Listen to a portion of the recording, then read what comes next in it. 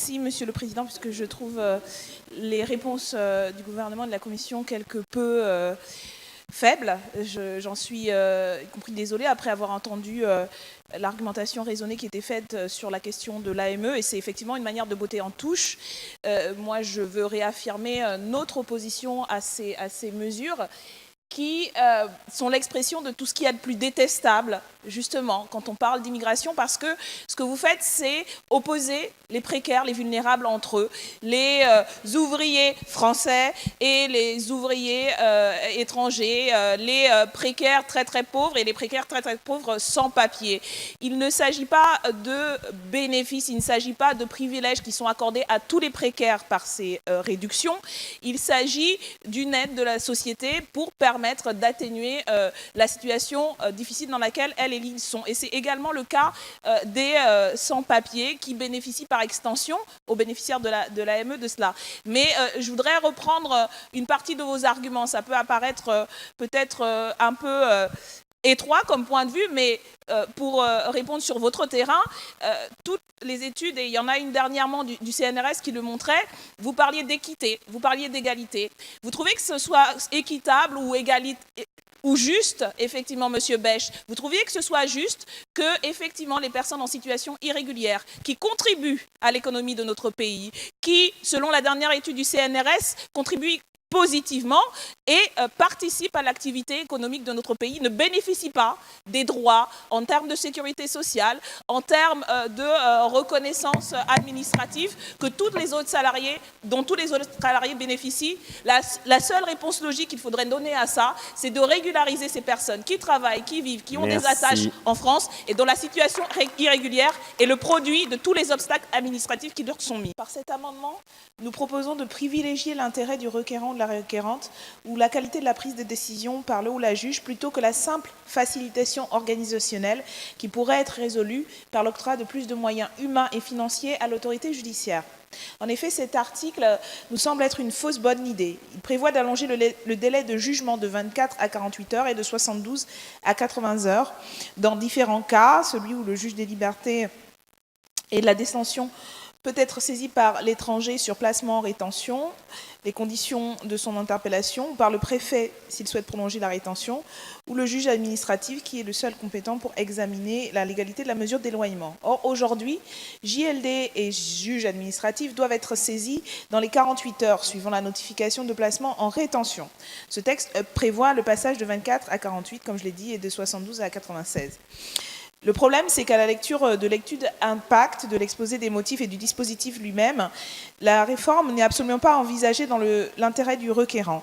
Il s'agit, semble-t-il, ce qui apparaît clairement dans ce qui est dit et écrit, d'éviter la multiplication des audiences ou les difficultés d'organisation entre JLD et juge administratif, ce qui peut être facilement résolu, comme je l'ai dit, en mettant plus de moyens dans la justice. Nous en reparlons, j'imagine, lors des débats sur la loi de programmation de justice. C'est également un état d'esprit et une proposition qui est dénoncée par les magistrats eux-mêmes, qui précise que le délai de 96 heures ne tient pas compte de la spécificité de la double intervention du JLD et du juge administratif. Il ne permet pas de résoudre les difficultés liées à cette double intervention et crée un nouveau délai parmi les 4 délais existants déjà. Donc vous avez la parole, y compris des personnes qui sont directement impliquées, en plus de celles, bien sûr, des associations d'aide aux migrants et immigrantes qui s'opposent aussi à cette mesure. Eu égard au fait que cet article induit une rétention plus longue pour les requérants, l'amendement permet que notre droit ne méconnaisse pas la Convention européenne de sauvegarde des droits humains et des libertés fondamentales, son article 5, notamment sur le droit à la liberté et à la sûreté. La France, rappelons-le, a déjà été condamnée en 2016 sur cet exact point. La CEDH avait considéré que l'état antérieur du droit posait une difficulté. Merci, et il nous semble que nous rajoutons encore à ce type de risque d'être à nouveau condamné. Voilà pourquoi nous proposons la suppression. Merci. Oui, en soutien à la réponse de la Commission et du gouvernement, parce que par rapport à la présentation que faisait Mme Ménard, pour qui il semblait que morale et politique ne pouvaient pas aller de soi, puisqu'elle considérait qu'il y a d'un côté l'acte moral qui serait acceptable et puis l'acte politique qui ne serait pas. Pour nous, et nous en sommes fiers à nouveau, notre politique est aussi une forme de morale et une forme de vertu, et je suis en total désaccord avec le lien que vous faites entre les personnes qui répondent à ce sentiment humain, cet humanisme, et qui assument leurs actes. Peut-être pour vous, ça, c'est un acte politique, le fait d'assumer un acte d'humanisme, et l'acte criminel que font les passeurs. Non, Martine Landry ou Cédric Herrou ne sont pas des passeurs, ne font pas sur le dos des migrants commerce de l'exploitation, mais aident et répondent à un devoir d'humanité. Et nous sommes fiers de ça, et nous sommes très contents et contentes que le Conseil constitutionnel ait d'une certaine manière validé cela, puisque je vous rappelle effectivement, Monsieur Florian Boudié, ce n'est pas votre loi qui a été censurée, mais c'était Monsieur Cédric Herrou qui a fait cette question constitutionnelle prioritaire QPC, bref, et d'une certaine manière, le Conseil constitutionnel a validé et a légitimé leur action, et nous en sommes fiers, et nous tenons à le redire en votant contre votre amendement. Cet amendement vise à mettre véritablement et définitivement fin au délit de solidarité et à compléter la jurisprudence du Conseil constitutionnel du 6 juillet 2018. En effet, celui-ci a déclaré inconstitutionnelles les seules dispositions relatives à l'aide à la circulation dans un but humanitaire et n'a pas pris en compte le critère non lucratif, par exemple des actes non humanitaires à but non lucratif. Nous proposons donc de consacrer que tout acte à but non lucratif d'aide à l'entrée et à la circulation ne soit pas passible de poursuites pénales. Notre proposition nous semble plus simple que celle proposée par le groupe de La République En Marche. En effet, s'il existe un délit, article 622-2 du CESEDA, visant à sanctionner, je cite, « toute personne qui aura par aide directe ou indirecte facilité ou tenté de faciliter l'entrée, la circulation ou le séjour irrégulier d'un étranger en France » et pour lequel il existe ensuite des immunités pénales, nous proposons de réduire le champ du délit pénal à ceux qui auront procuré sciemment une aide dans un but lucratif et donc d'exclure de ce champ toute personne ayant agi dans un but non lucratif. Vous proposez une écriture bien maximaliste de ce texte. Moi, je préférerais l'amendement qui va être proposé par le groupe La République En Marche et l'amendement proposé par le MoDem tout à l'heure. Pourquoi? Parce que là, vous voulez limiter les contreparties uniquement aux contreparties à leur aspect financier. Or, il peut exister bien d'autres contreparties qui notamment pourraient amener à exploiter des personnes en situation de vulnérabilité, des personnes en situation de grande précarité et qui ne seraient pas à l'avantage justement des personnes qu'on souhaite aider. Donc, je ne vous fais pas de dessin, mais des contreparties en nature, ça peut arriver. Donc oui, il ne faut absolument pas que la solidarité soit sanctionnée. Et c'est bien dans ce sens qu'iront les amendements que nous allons soutenir, mais il faut rester réaliste et donc en effet rester dans une rédaction qui soit raisonnable. C'est pourquoi nous avons un avis défavorable. Monsieur le ministre, quel est l'avis du Gouvernement sur ces amendements ? Tout à l'heure, j'aurai l'occasion de donner un avis favorable du gouvernement sur l'amendement présenté par Madame Mouchou. Je voudrais quand même rappeler ce qu'a dit le Conseil constitutionnel. Il a donné effectivement une portée juridique au principe de fraternité, mais comme l'a rappelé Monsieur Boudié, c'était avant que nous n'adoptions en première lecture une modification du code du CESEDA. Mais en même temps, le Conseil constitutionnel a affirmé qu'il serait disproportionné au regard de la nécessaire préservation de l'ordre public et de la légitimité de l'État à réguler le droit au séjour des étrangers, d'étendre les exemptions existantes à l'aide à l'entrée irrégulière sur le territoire français. On ne peut en effet mettre sur le même plan des actions humanitaires concernant l'aide au séjour et des actions qui visent à faciliter l'entrée irrégulière sur le territoire. L'État a le droit et la responsabilité de contrôler ses frontières et donc c'est cela le principe d'équilibre que nous voulons retenir. Merci. Et puis, peut-être à l'incompréhension de nos collègues, Monsieur Boudié nous invitait à prendre en positif les évolutions de La République En Marche, qui au départ n'était pas sur cette position, et nous allons le faire parce que nous ne sommes pas sectaires, et nous disons que on a des convictions, elle les défend jusqu'au bout, mais non. Et je pense qu'on l'a prouvé à plusieurs reprises, qu'on était capable, qu'on était d'accord sur le fond, même si on pensait que ce n'était pas suffisant, d'aller quand même dans ce sens-là. Mais oui, nous voulons aller plus loin parce qu'il nous semble qu'on reste quand même dans une cote mal taillée et que, comme l'a dit notre collègue tout à l'heure, ça simplifie les choses. Je ne suis pas allée dans la vallée de la Roya, d'autres collègues y sont allés, mais je suis... d'une circonscription où aujourd'hui encore un collectif, le collectif Wilson, qui distribue des déjeuners aux migrants et aux migrantes, a alerté, en fait c'était hier, sur le fait qu'une personne migrante est morte à nouveau parmi les personnes qu'ils aidaient et qu'elles aidaient. Je ne sais pas si ces personnes étaient en situation régulière ou pas, mais en tout cas, moi je pense que ce que font les membres du collectif Wilson est héroïque, effectivement. Ils n'auront pas la Légion d'honneur, elles n'auront pas la Légion d'honneur, mais je ne pense pas, comme j'ai pu malheureusement l'entendre dans les bancs, y compris de La République En Marche, que ce sont des personnes qui font le jeu des passeurs ou qui seraient l'équivalent de passeurs. Ça, on l'a plus souvent entendu du côté de l'extrême droite et je trouve extrêmement problématique de l'entendre du côté de rangs que j'estime être des républicains et des humanistes politiquement. Donc, oui, il ne s'agit pas ici d'être maximaliste, il s'agit d'aller jusqu'au bout d'une logique qui, là encore, permettrait d'éviter des drames parce que je pense que voir réapparaître, comme ça a été le cas, je crois, à la frontière franco-italienne, des corps gelés de migrants, c'est un trouble à l'ordre public et je préférerais que ces personnes soient aidées et ne se retrouvent pas emprisonnées dans les glaces et qu'on les retrouve au printemps voilà. Et je pense que élargir et simplifier comme nous le proposons permettrait d'éviter ces drames. Merci, Madame. Les amendements identiques et donc le 141 présenté par Madame Obono et celui de Madame Faucillon. Avis défavorable de la Commission et du Gouvernement. Scrutin public. Nous allons maintenant procéder au scrutin. Le scrutin est ouvert.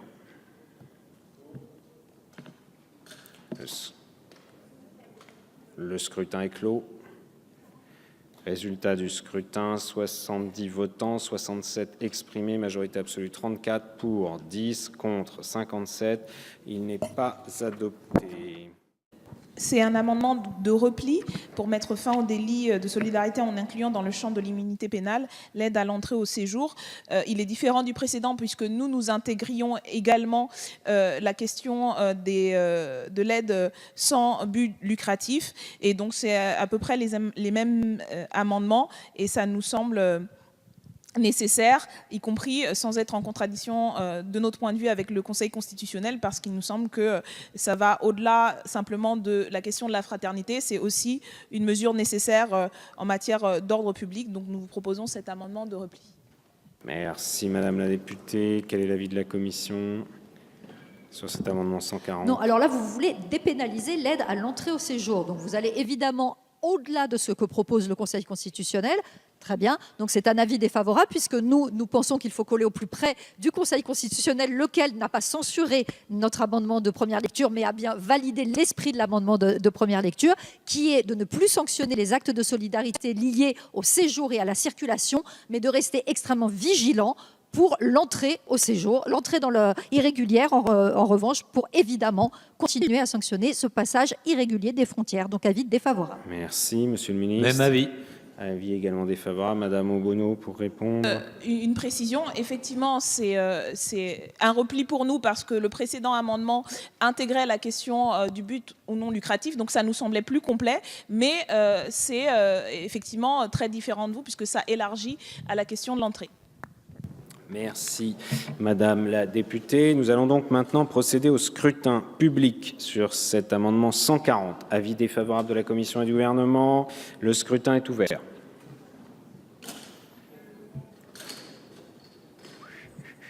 Le scrutin est clos. Résultat du scrutin. Votant 70, exprimé 67, majorité absolue 34, pour 4, contre 63.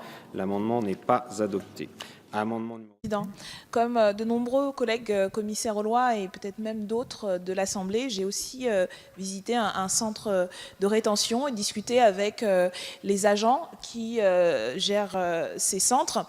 Et par rapport aux justifications dites opérationnelles que donnait M. Boudier sur, en partie, ce type de dispositif. Moi, ce que j'ai entendu, alors peut-être que ce n'est qu'à moi que ça a été dit, c'est le fait qu'en réalité, l'allongement de la durée de rétention ne résolvait aucun problème opérationnel. Au contraire, ça en créait, parce que effectivement, au jour d'aujourd'hui, les centres de rétention ne sont pas en mesure de garder aussi longtemps les personnes en rétention. Donc, d'un point de vue pratique, cette mesure que vous justifiez pour son immédiateté et sa pérennité n'est opérationnellement pas concluante, ne permettra pas de régler le problème. Et d'ailleurs, ça a été dit à d'autres titres, parce que une partie des personnes qui sont dans ces centres de rétention sont à un moment donné libérées, parce qu'il est impossible, pour différentes raisons, des fois parce qu'effectivement ce sont les laissez-passer consulaires qui ne sont pas donnés, ou parce qu'il s'avère que ces personnes ne sont pas expulsables, parce que les pays d'où elles viennent ne peuvent pas, ne sont pas des pays sûrs, parce que finalement il est reconnu que ces personnes ont droit à la protection pour plein de raisons. Ces personnes en fait n'ont pas leur place en rétention, et donc en fait tout ce que vous faites en augmentant cette durée, c'est de rendre encore plus dure la situation de ces personnes quand elles sont retenues, rendre encore plus dur le travail des agents quand elles sont retenues, et de ne absolument avoir aucun effet sur les sources, parce que c'est aussi un argument qui avait été donné lors des premières lectures, en expliquant que les passeurs, là encore une fois, seraient émus par cette sanction plus dure, et ça enfin, c'est ce qui semblait être la logique de l'argument des passeurs, ou alors s'ils ne sont pas émus, ils sont terrifiés par ce type de mesures, et que ça les ferait éviter de continuer leur commerce, ce qui me semble être un argument complètement illogique. Et donc dans tous les cas, ne serait-ce que de votre point de vue opérationnel, c'est totalement inutile, et ça rajoute de la souffrance à de la souffrance. Par cet amendement, nous proposons de garantir un droit procédural qui nous semble fondamental dans le cadre d'une procédure de demande d'asile. En effet, par les alinéas de cet article, le gouvernement souhaite que l'étranger ou l'étrangère choisisse dès l'enregistrement de sa demande d'asile en préfecture le choix d'une langue durant tout l'examen de sa demande par l'OFPRA. Tout d'abord, nous estimons incroyable que le gouvernement soit en même temps en train de faire et en même temps fait examiner la loi sur le droit à l'erreur, alors que ce sont justement les publics vulnérables et peu familiers de la langue qui devraient bénéficier de ce droit à l'erreur et être considérés de ce point de vue comme les autres justiciables. Ensuite, dans le détail, cette obligation fait fi de la réalité, de la complexité des situations des demandeurs et de demandeuses d'asile, non seulement en France, mais dans leur pays, la linguicité, le fait qu'on peut comprendre une langue de manière globale mais ne pas être familier, le fait que ça peut être une autre langue, un dialecte de son propre pays qui est la langue dans laquelle les personnes le sont le plus à l'aise, et y compris sur des questions aussi sensibles que leur parcours migratoire. Enfin, il nous semble que l'intention de ce gouvernement est ici uniquement administrative, et d'ailleurs c'est ce qui est indiqué dans l'étude d'impact, puisqu'il s'agit avant tout de réduire les délais pour faciliter l'organisation des rendez-vous.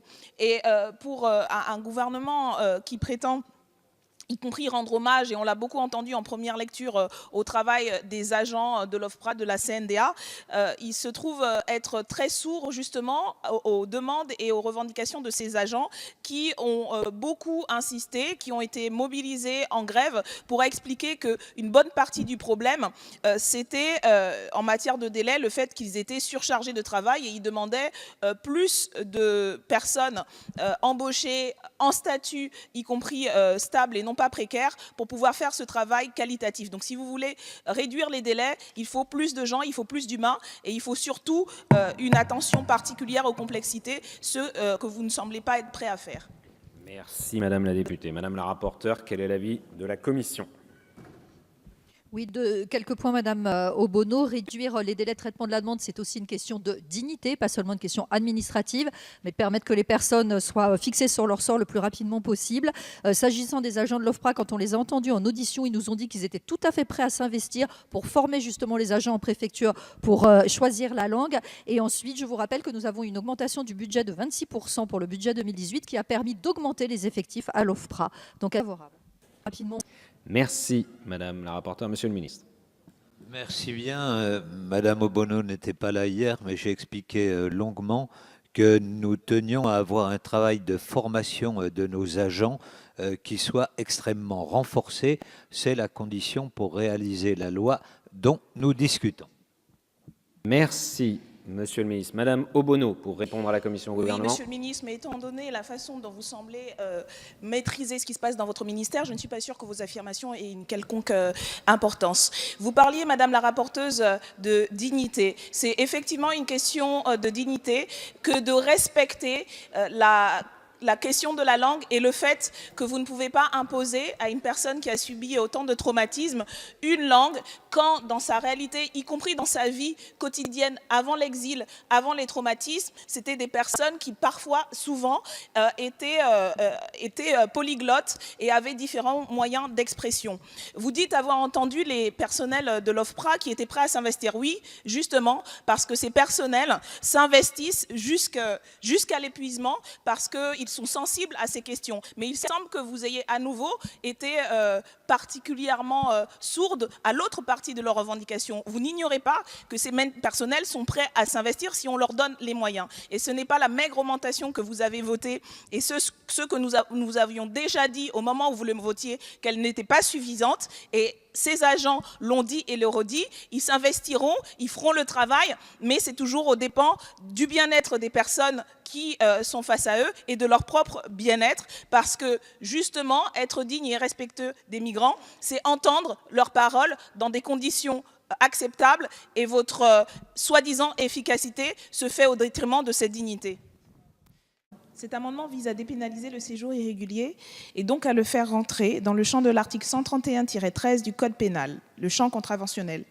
Il est ici proposé de dépénaliser les mesures suivantes Excusez-moi. Il est ici proposé de dépénaliser les mesures concernant l'étranger qui s'est maintenu sur le territoire après une mesure de reconduite à la frontière, une obligation de quitter le territoire français, une interdiction administrative du territoire. Sont toutefois maintenues la pénalisation pour les étrangers et étrangères ayant fait l'objet d'un arrêté d'expulsion ou d'une interdiction judiciaire de territoire eu égard aux raisons impérieuses de l'ordre public pouvant motiver de telles mesures. Afin de dépénaliser, nous proposons de les punir par des contraventions de 5e classe, contravention maximale prévue par l'article 131-3 du Code pénal. C'est un amendement de réalité, de réalisme, parce que ça, si vous avez rencontré les associations, les magistrats, toutes les personnes qui sont en contact avec les personnes en situation irrégulière, ils le disent que le maintien de cette criminalisation n'aide pas les personnes, participe à leur surexploitation. Quand il s'agit souvent de personnes qui sont en fait très bien intégrées dans notre pays, ont des enfants, vivent, travaillent, participent à l'activité économique. Et comme je le disais tout à l'heure et je le rappelais, ne serait-ce que d'un point de vue, on va dire, purement mercantile et comptable, qui aide l'activité positivement au niveau économique, puisque, selon une dernière étude du CNRS, l'apport économique des migrants et des migrantes est positif dans l'activité. Donc, pour toutes ces raisons, il nous semble de bon sens d'arrêter de criminaliser ces personnes qui n'ont commis en réalité pas de délit suffisant pour qu'ils se retrouvent mis en centre de rétention, pour qu'ils se retrouvent en arrêté d'expulsion, alors qu'en fait, on sait qu'ils ne seront pas expulsés, mais qu'on leur rend la vie tout simplement plus difficile. Merci, Madame la députée. Madame la rapporteure, quel est l'avis de la commission ? Il s'agit ici de délit. Donc, quand il s'agit de délit, on ne peut pas dire qu'on criminalise. Et par ailleurs, le refus d'embarquer est une obstruction à l'application de la loi. Donc, avis défavorable. Merci, monsieur le Même ministre. avis. Même avis. Je pense que toutes les personnes, y compris ici, qui ont fait ce travail, les commissaires aux lois, qui ont rencontré toutes les associations, le savent, ont entendu l'expliquer sur le fait que la situation des personnes sans papier, il y a aujourd'hui tout un mouvement de solidarité sur les enfants, sur les parents, explique qu'en vérité, cette criminalisation ne permet pas de soi-disant lutter contre l'immigration irrégulière, mais ne fait que rendre la vie des personnes insupportable, ne fait que de les pousser plus dans la clandestinité, les rend encore plus vulnérables à tous les trafics, à tous les la surexploitation. Et en fait, c'est vraiment une mesure de bon sens. La très grande majorité des personnes qui sont aujourd'hui criminalisées sont des parents, parfois même des parents d'enfants français et françaises, sont des gens qui travaillent, y compris parfois, on l'a appris, dans des grandes institutions. Et c'est même pas une question d'humanité, c'est une simple question qui renvoie au fait que, justement, lutter contre l'immigration illégale ou l'immigration clandestine, c'est régulariser en bonne partie des personnes qui n'ont commis que le crime ou le délit de vouloir vivre mieux ici, qui n'ont commis que le crime ou le délit de vouloir rester ici parce qu'ils ont fondé une famille. Enfin, donc vraiment, c'est une mesure de bon sens et il faudra y arriver à un moment donné parce que c'est la seule manière de commencer à résoudre les problèmes que vous prétendez vouloir résoudre. Merci Madame la députée. Je vais donc mettre aux voix l'amendement 163 avec avis défavorable de la Commission et du Gouvernement. Qui est pour? Qui est contre? Il n'est pas adopté. Nous connaissons la réalité et j'entends ce que dit notre collègue Ali, la réalité de Mayotte, les difficultés que connaissent nos concitoyens et concitoyennes, les discriminations qu'ils subissent du fait du retard qui est pris en termes d'investissement social, d'investissement éducatif, le degré de chômage, de pauvreté. Et nous avons toujours été en soutien aux revendications, y compris des élus locaux et nationaux, sur ces points-là, pour demander que la République assure et assume l'égalité de tous les citoyens et les citoyennes, y compris et notamment dans les territoires d'outre-mer qui sont aujourd'hui malheureusement fort délaissés. Et c'est du coup en toute cohérence que nous maintenons notre opposition à cet article parce que nous sommes avant tout pour maintenir l'égalité. Et vous dites que c'est une exception. Il nous semble que c'est une exception insupportable parce que c'est le type d'exception qui ouvre une brèche. Le droit de sol est déjà appliqué de manière souvent problématique. Le vrai droit de sol n'existe pas aujourd'hui dans notre pays. Il faut, y compris pour nos concitoyens et concitoyennes qui sont nés sur le territoire métropolitain, souvent surmonter beaucoup d'obstacles pour voir leurs droits qui soient respectés. Mais ce qui va être fait là, ce n'est pas une mesure qui va stopper l'immigration à Mayotte, parce que les raisons pour lesquelles, y compris des milliers et des milliers et des milliers de Comoriens et Comoriennes meurent aujourd'hui dans les eaux autour de Mayotte. Votre président parlait avec humour des fameux Kwassa-Kwassa, dont vous savez aujourd'hui qu'ils transportent souvent à la mort des milliers et des milliers et des milliers de Comoriens. Les raisons pour lesquelles ces personnes partent continueront à exister. Et donc, pour nous, il faut garantir l'égalité républicaine en matière sociale, en matière économique, en matière de droit et y compris en matière de citoyenneté. C'est pourquoi nous sommes définitivement contre cet article. Merci Madame la députée. Eh bien si, mesdames et messieurs les députés de la majorité, parce qu'il y a beaucoup de choses qui ont été dites et personne ne remet en cause la légitimité des députés de Mayotte d'intervenir. Simplement, nous assumons d'être en désaccord très respectueusement avec nos collègues, comme vous assumez de totalement ignorer les revendications des associations qui sont sur le terrain, qui connaissent les réalités et de passer outre. Donc nous avons par contre des arguments. Je n'étais pas à Mayotte comme mon collègue Ratenon, mais j'ai été en Guyane. La Guyane, vous le savez, c'est un territoire français qui a des particularités, qui n'est pas insulaire, mais qui se trouve sur un autre continent, avec des frontières, avec d'autres pays, et qui connaît également une pression migratoire très très forte. Et quand j'étais en Guyane, j'ai entendu les mêmes arguments. C'est un département qui est très en retard en matière de développement au niveau social, économique, et qui connaît une forte pression migratoire, comme on dit. Et ce département et ses élus seraient légitimement fondés à arguer des mêmes arguments pour avoir la même dérogation. Je vous assure, on l'entend déjà, et c'est déjà donné. Donc, c'est bien entendu une brèche que vous ouvrez et qui pourrait être utilisée par d'autres, avec une légitimité tout autant que celle de nos collègues. Par ailleurs, je pense que ce qu'a dit notre collègue était très important. À La Réunion, on dit c'est la faute des Mahorais, mais pas qu'à La Réunion. On dit à Marseille, on dit à chaque fois que le problème, c'est l'immigré. Et c'est là où fondamentalement vous vous trompez. Avec cette politique migratoire, vous ne faites que désigner des coupables sans apporter les solutions. Parce que le principe même, y compris de l'immigration illégale utilisée par les passeurs, ce n'est pas la difficulté qui empêche les passeurs, c'est la difficulté qui crée les passeurs. Et plus vous augmentez la difficulté, tout ce que vous allez faire, c'est augmenter les tarifs et permettre aux passeurs de faire encore plus d'argent sur le dos des migrants. Donc vous voyez que votre solution ne va créer que plus de vulnérabilité et plus de clandestinité et plus de morts. Voilà la conséquence de ce que vous allez voter. La parole. Alors effectivement, c'est un amendement de suppression dans la lignée de ce que nous avons défendu sur le précédent article. Nous souhaitons supprimer cet ajout du Sénat que nous jugeons inacceptable puisqu'il prévoit un parcours du combattant pour les parents qui devraient soit avoir juridiquement conscience de ou penser à inscrire sur l'acte de naissance de leur enfant en fournissant des justificatifs le fait qu'elle et il résident en situation régulière en France depuis plus de 3 mois avant la naissance de leur enfant, soit produire de tels documents plus d'une dizaine d'années plus tard.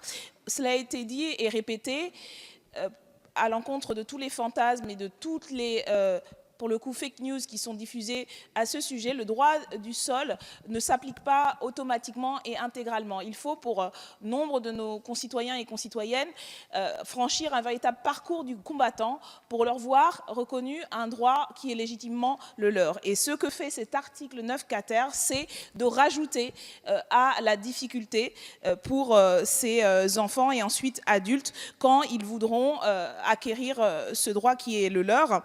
Ça rajoute de la suspicion et encore une fois, cela ne permet aucunement de répondre concrètement aux problèmes qui se posent à Mayotte, puisque cela a été dit aussi par d'autres collègues, la question de l'accession à la nationalité n'est pas le fait de celles et ceux qui sont désignés comme les problèmes, à savoir les personnes de nationalité comorienne en majorité et en priorité, et de toute évidence, compliquer les démarches administratives ne va faire que rendre ces personnes dans une situation irrégulière ou dans des difficultés administratives et n'a absolument aucun effet sur la question des raisons pour lesquelles des personnes arrivent sur le territoire de Mayotte et les raisons pour lesquelles elles restent. Ça ne fait que nier à des personnes qui sont légitimement nos concitoyens et concitoyennes les droits, la reconnaissance et le respect qui devraient leur être dus.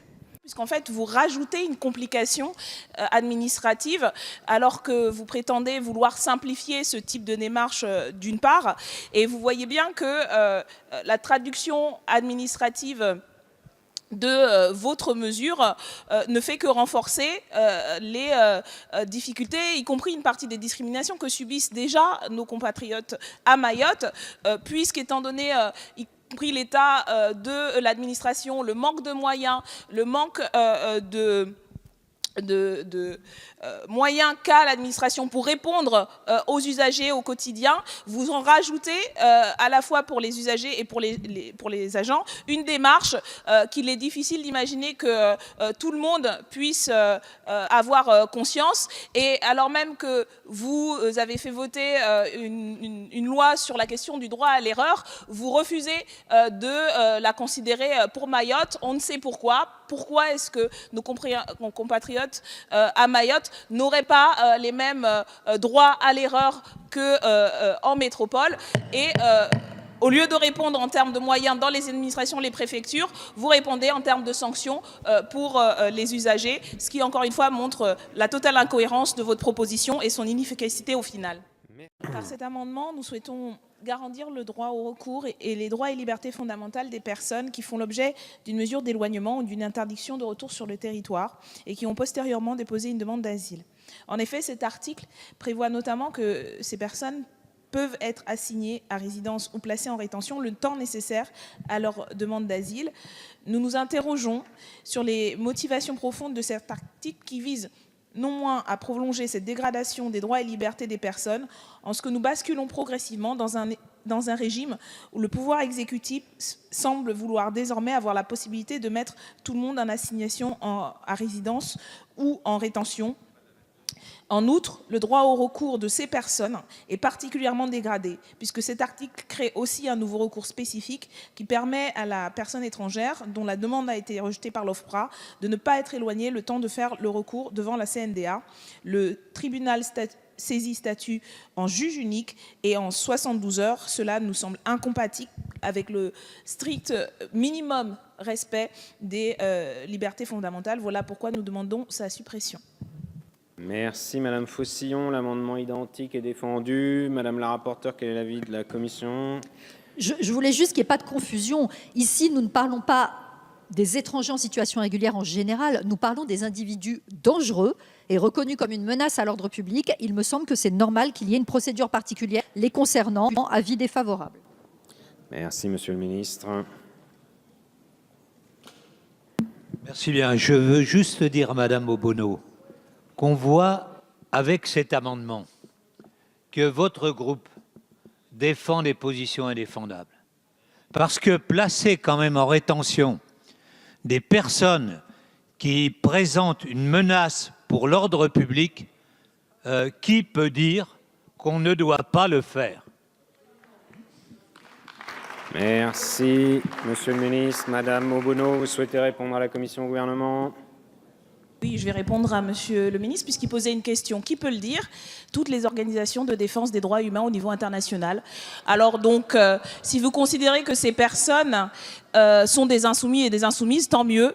Nous revendiquons effectivement l'honneur et la dignité qu'il y a à défendre ces libertés fondamentales, parce que ce que vous ne dites pas, y compris en mélangeant tout, sur le fait que si ces personnes ont la possibilité de déposer une autre demande d'asile, si certaines peuvent effectivement être mises en rétention pour trouble à l'ordre public, ce qualificatif est tellement large qu'on peut retrouver effectivement des personnes qui se sont fait arrêter et ont refusé d'être arrêtées simplement parce qu'elles étaient sans papier et qui sont considérées comme un trouble à l'ordre public. Donc oui, nous sommes fiers, dans la tradition progressiste et humaniste, dans la tradition du droit international, de revendiquer le respect du droit, et y compris vis-à-vis de personnes migrantes qui peuvent être considérées comme peut-être pour vous de peu d'importance, mais franchement, ce que vous pouvez considérer, étant donné votre irresponsabilité, ça nous est bien égal.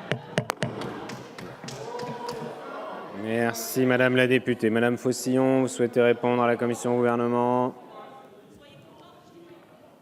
Non, simplement, je veux réagir à ce que vient de dire Monsieur le ministre, parce qu'il y a quelque chose que je ne comprends pas. Alors, soit il y a effectivement des sanctions de l'ordre de 15 jours de congé sans solde pour des gens qui font trouble à l'ordre public, mais sinon, il y a la justice, tout simplement. Pour les gens... Nous proposons ici d'empêcher que des personnes d'ores et déjà en situation particulièrement vulnérable puissent être mises à la rue et privées de tout moyen de subsistance. Car le gouvernement semble en effet prêt à priver les demandeurs et demandeuses d'asile d'un montant nécessaire à leur survie si elles ou ils refusaient d'être envoyés dans une région qu'ils n'auraient pas choisie.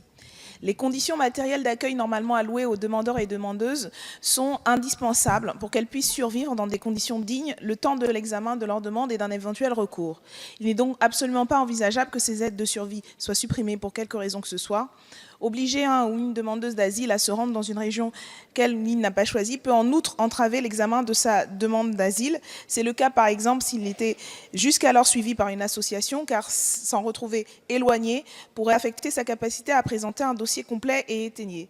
Nous rejoignons ainsi l'avis du défenseur des droits qui considère que ce dispositif conduirait à maltraiter les demandeurs et demandeuses d'asile en allant jusqu'à mettre leur vie en danger au prétexte de basses considérations budgétaires. Et d'ailleurs, comme le constatent chaque jour les associations et les citoyens qui apportent leur aide aux migrants aujourd'hui à la rue, dans le 19e arrondissement par exemple, ces mesures sont totalement inefficaces puisque on retrouve ces personnes de toute façon qui reprennent le trajet de retour vers les lieux où ils étaient, où ils avaient des attaches et des repères notamment associatifs. Donc en plus d'être injustes, en plus d'être indignes, elles sont à nouveau totalement inefficaces. Merci Madame la députée. Quel est l'avis de la commission ? Mais non, justement, ce texte n'était pas assez contraignant. C'est pour ça qu'il faut que ce soit contraignant. Ce n'est pas une sanction, c'est pour permettre une meilleure répartition sur le territoire et éviter un engorgement là où il y a une saturation absolue de l'hébergement des demandeurs d'asile. Donc, avis défavorable. Monsieur le ministre ? Défavorable également. Madame Obono, vous souhaitez répondre à la commission au gouvernement ? Oui, merci Monsieur le Président. Alors, que les choses soient claires, nous pensons effectivement qu'il faut une meilleure répartition sur le territoire parce que les points de saturation que sont la région parisienne, le Nord-Pas-de-Calais ou la vallée de la Roya posent des problèmes à la fois pour les migrants et pour les territoires. Mais ce n'est pas, de notre point de vue, ce type de contraintes. Ajouter des contraintes aux demandeurs et demandeuses d'asile ne va pas permettre de résoudre la situation. De notre point de vue, il faudrait, et c'est ce que nous proposons dans les propositions alternatives que nous avons faites, avoir plutôt des incitatifs en positif. Parce que rajouter de la contrainte à des personnes qui sont dans la situation des demandeurs et des demandeuses d'asile, à moins de les contraindre à un degré tel qu'on en viendrait à contrevenir à nos engagements internationaux, ne marche tout simplement pas. Et c'est la pratique et la réalité qui le dit. Ces personnes reviennent de toute façon dans les régions qu'elles ont quittées parce qu'ailleurs, elles n'ont pas les moyens. Et c'est du coup notre travail de donner les moyens sur tous les territoires pour qu'il y ait un accueil digne. Mais comme ce n'est pas le cas, de toute façon, elles reviennent. Et de toute façon, elles se retrouvent à la rue. Et là, en plus, vous les rendez dépendantes de tous les circuits souterrains, de toutes les formes de surexploitation, parce qu'en leur enlevant le peu d'argent qu'elles ont, elles vont se retrouver entraînées dans des moyens pour pouvoir survivre qui risquent d'être illégaux. Donc vous rajoutez de la vulnérabilité, vous rajoutez de la clandestinité et au final, vous ne réglez absolument rien. C'est pour ça que nous demandons la suppression de cet alinéa. Merci Madame. Ou alors, le droit d'asile deviendra quelque chose qui, à un moment donné, sera rejeté, et c'est les thèses de l'extrême droite qui l'emporteront. Donc, il faut effectivement voter cette mesure. Merci, Monsieur le ministre. Pour répondre à la commission au gouvernement, Madame Obono. Oui, alors on nous dit que le texte est issu d'un travail entre la commission et le gouvernement qui, en gros, au début, avait prévu bien pire. Et donc maintenant, on est à un peu moins pire, mais on reste dans le pire du pire. Donc je ne trouve pas que ce soit satisfaisant, y compris ce travail. Il a été, on va dire, aidé grâce aux interventions, aux amendements que nous avons faits, à la mobilisation des associations et de beaucoup d'acteurs et actrices de terrain qui ont pointé les problèmes posés par ces dispositions. Donc je trouve que cet argument ne tient pas, absolument pas, pour maintenir votre opposition à la suppression des articles de suppression, d'une part. Et d'autre part, en fait, ce que j'entends, y compris en filigrane de ce que vient de dire Monsieur le ministre, c'est qu'il y a des manœuvres dilatoires, notamment de la part des pays qui prennent du temps. Et en fait, on va en faire subir les conséquences aux personnes, puisque c'est elles qui subissent en fait l'allongement. Ce ne sont pas les autorités consulaires, c'est les personnes vulnérables qui sont en situation de difficulté, de précarité, qui vont subir encore plus les conséquences de ces manœuvres dilatoires. Ou alors c'est croire que si ce ne sont pas les manœuvres dilatoires ne sont pas le fait des pays, mais en fait des personnes, c'est le fait de vouloir requérir un droit, c'est-à-dire le droit à faire appel, le droit à voir respecter respecter ses droits et de vérifier qu'on n'est pas victime d'une erreur. C'est considéré comme une manœuvre dilatoire. Et donc je pense qu'avec ça, vous n'avez pas besoin de faire craindre que l'extrême droite voit ses thèses devenir majoritaire, puisque vous les légitimez. Et vous l'avez d'ailleurs très bien assumé à plusieurs reprises. Merci, madame.